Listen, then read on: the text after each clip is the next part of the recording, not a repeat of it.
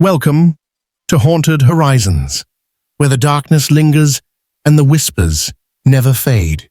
Tonight, we bring you a tale that will make you question the boundaries between the living and the cursed.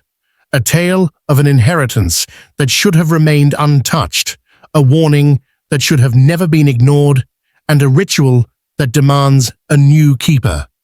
As the clock strikes midnight, David Hayes will learn that some traditions are not meant to be broken.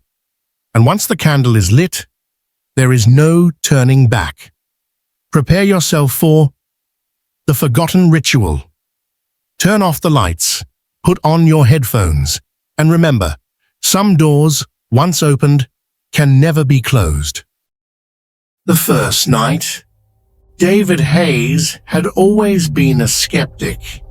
He didn't believe in ghosts, curses, or anything that lurked beyond the reach of logic. But when his grandfather passed away and left him an old cabin deep in the Appalachian woods, something about it unsettled him. It wasn't the loneliness or the eerie quiet. It was the warning.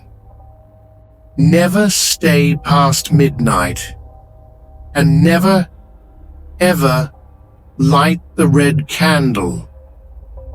David scoffed at the words written on a weathered note, tucked inside a dusty wooden box. It had been left on the kitchen table as if his grandfather had known he would find it. The red candle, heavy and slightly melted, sat beside the note. A joke? A family superstition? Either way, David wasn't about to be spooked by a candle. The first night in the cabin was uneventful. The air smelled of pine and aged wood, and a cold breeze rattled the old windows. He settled in, ignoring the creaks and groans of the house settling. But then, at exactly midnight, the scratching began. It came from beneath the floorboards. A slow, deliberate scrape. Scrape. Scrape. David's breath hitched. He sat up in bed, listening. It wasn't the scurrying of mice or the shifting of old wood. It was deliberate, as if something beneath him was tracing circles just under the floor. His heart pounded. He grabbed his phone, switching on the flashlight. He stepped onto the cold wooden planks and followed the sound to the center of the cabin. The old rug covering the floor looked disturbed. Slowly, cautiously, he peeled it back and froze. Beneath the rug was a large, circular symbol carved into the wood. Strange symbols surrounded it, filled with dried wax. At the center was an empty space, perfectly shaped for a candle. The red candle. David swallowed hard. His grandfather's warning echoed in his mind. But before he could process it, the scratching stopped. And something knocked on the front door. The whispering guest. David spun toward the door, his pulse hammering in his ears. The knock was soft, almost polite. Knock, knock, knock. He didn't move. He didn't breathe. His cabin was miles from civilization.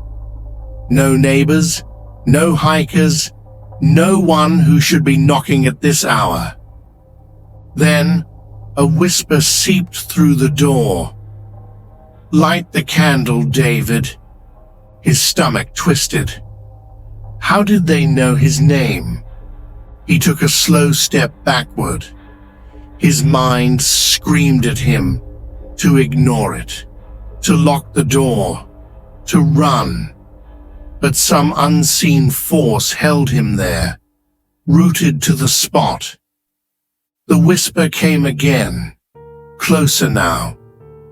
"Please, light the candle." David grabbed a fireplace poker, forcing himself forward. With a shaking hand, he reached for the door handle. He flung the door open.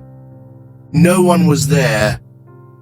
The night stretched before him, empty and silent.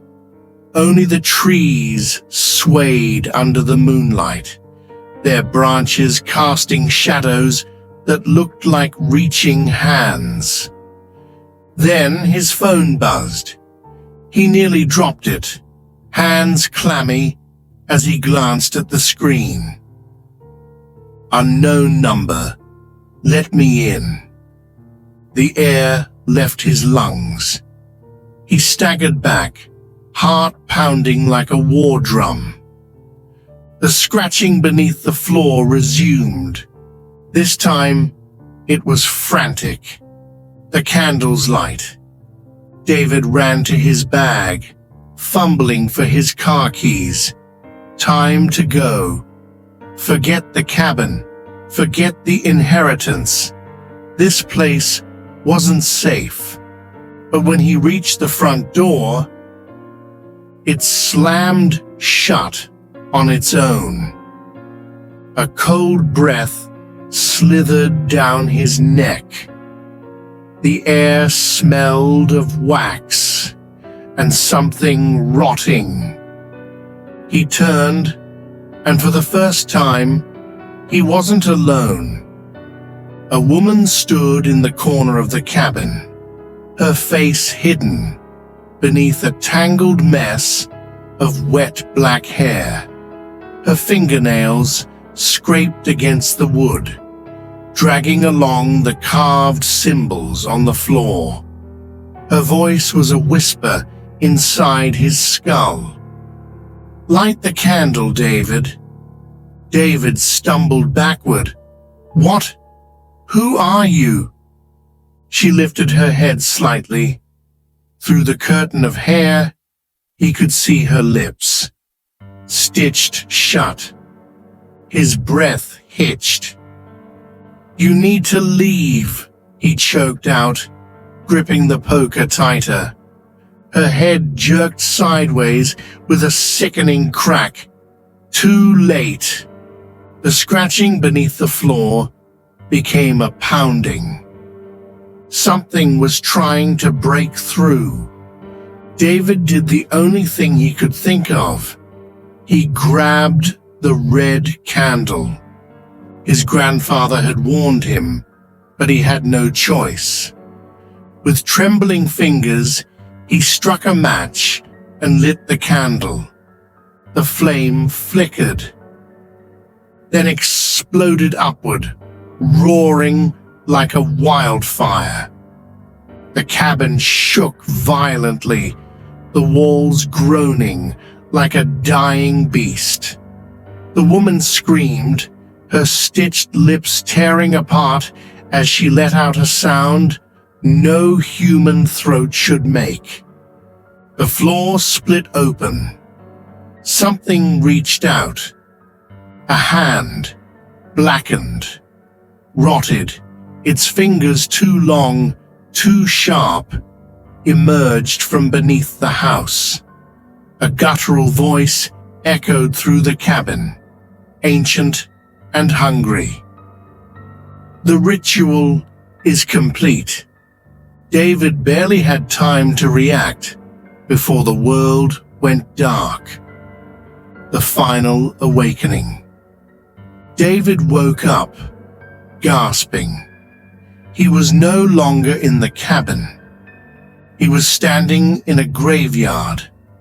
The red candle flickered in his hands, casting long shadows over the tombstones.